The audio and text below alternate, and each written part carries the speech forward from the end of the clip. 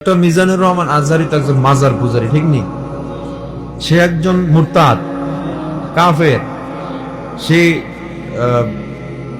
প্রকাশ্যে আল্লাহর নবীর উপর সে প্রকাশ্যে গুস্তাখি করেছে। তাহলে আপনি যখন সমালোচনা কারো করবেন, দেখবেন সে আহলে সুন্নাত ওয়াল জামাতের অনুসারী কিনা, সে প্রকাশ্যে নবীর বিরোধিতা করলো কিনা। আমি কার সমালোচনা করব? সে প্রকাশ্যে আল্লাহ তাআলার বিরোধী কোনো কথা বলল কিনা, সে প্রকাশ্যে নবীর ব্যাপারে দুশ্মনী করলো কিনা। হারামের কোনো কিছু পাইলেন না, একটা মাকরু জিনিসকে নিয়েও, মাকরুও না, দলিল যদি চান মাকরু না, এই সমস্ত জিনিস নিয়ে একজন আলেমকে প্রকাশ্যে সমালোচিত করা, আমি মনে করি এটা কখনো হিংসা বই আর কিছুই না। হিংসাত্মক মনোভাবের কারণেই এটা করা হয়।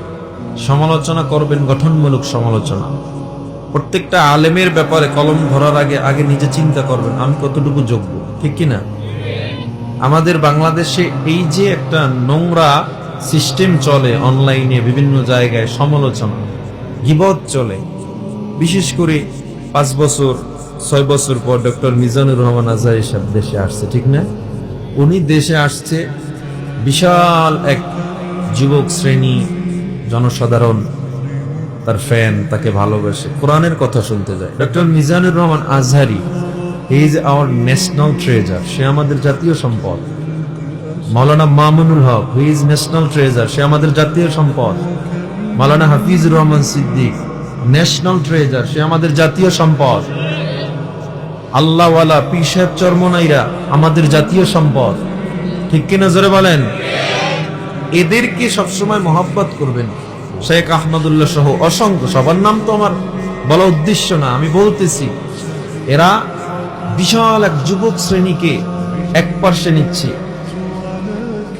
বিশেষ করে আমি আর একটা নাম নিতে চাই, হাফিজুর রহমান সিদ্দিক সাহেব, আমার বড় ভাই বলে বলছি না। হি হ্যাজ এ পারসন, সে এমন একজন ব্যক্তি যিনি চেঞ্জ করে দিয়েছে হাজার লাখ যুবকের জীবন। আছে না নাই? দাড়ি ছিল না, দাড়ি উঠেছে তার বয়ানে, দাড়ি রাখছে, নামাজ ধরেছে। তাহলে সমালোচনা কার করবে? দারউল মুফাসসির মুকদ্দামুন আলা জালবিল মানাফি, হিসাব করে কথা বলতে হবে। ইউ আর অপোজিং হিম, তুমি তার বিরোধিতা করছো।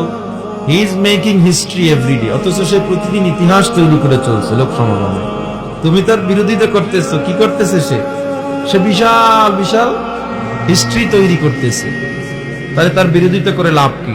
একটা পুরাতন ভিডিও, মিজানুর রহমান আজহারি সাহেবের একটা পুরাতন ভিডিও নতুন মাহফিলের সাথে কাট কইরা, নতুন মাহফিলের শুধু ছবিটা দিয়ে পুরাতন ভিডিওর একটা অডিও লাগায়া নবীজির শানে তিনি কিছু কথা বলেছেন যে শব্দগুলো নবীর শানে যায় না, এই শব্দগুলো অ্যাড করে 5-6 বছর আগের ভিডিও অ্যাড করে প্রচার করা, মানি এর দ্বারা প্রমাণ হয় নতুন কোনো কিছু দিয়ে না করা, পুরাতনটা দিয়ে করা, মানি শত্রুতামির জন্যই শত্রুতা করা, হিংসার কারণেই এই শত্রুতা করা।